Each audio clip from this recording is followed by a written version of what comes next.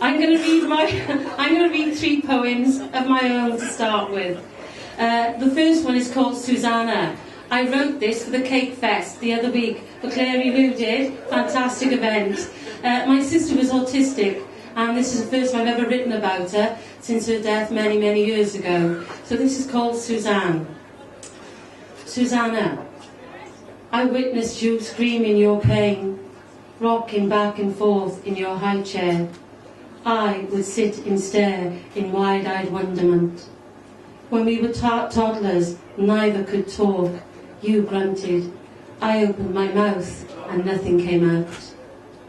We used facial expressions. Our eyes communicated love. Later years, timid, shy, hands clutched together, head bowed, eyes of china blue, too scared to see the view. The paving slabs your guide home. Your auburn hair glinted in the sun as you turned your head in a bird-like way, from side to side, listening out for the calling of names. For you were special in many ways. You saw things differently and gave me a better take. I was your protector from those who abused you. You would ask why, my answer would be a hug and a sigh. In your dreamlike way, your innocence and beauty shone through. At the age of 16, you were gone in my arms. I was left bereft from the loss, and the knowledge that society did not accept you.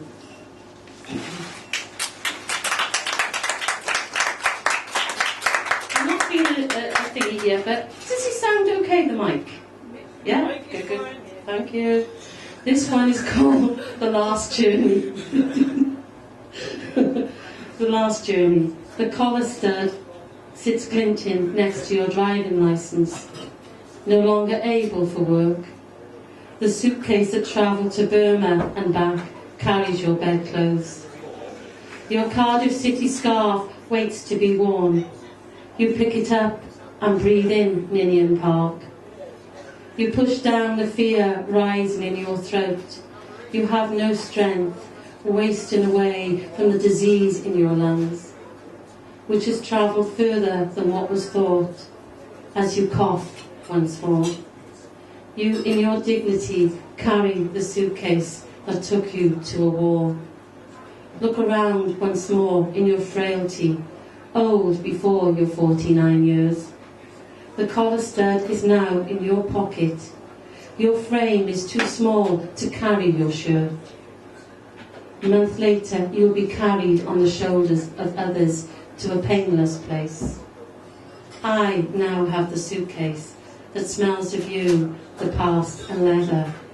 Inside, your love letters to my grandmother.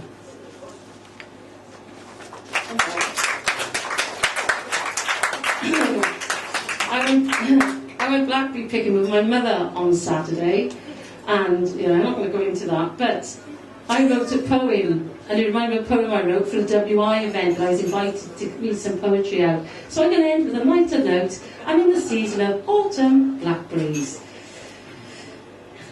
I see the empty jar where the blackberries were, idle, on its own, redundant till next time.